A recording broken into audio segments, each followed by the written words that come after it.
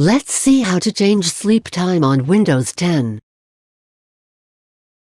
Click on Windows Start button.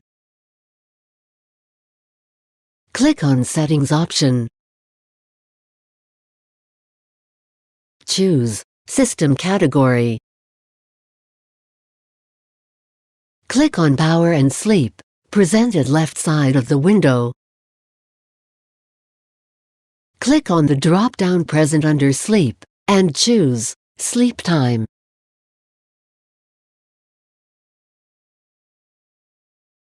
Now, sleep time has changed. To check out more tech videos, click here. To subscribe GuruAid channel, click here. For instant tech support, call GuruAid toll-free numbers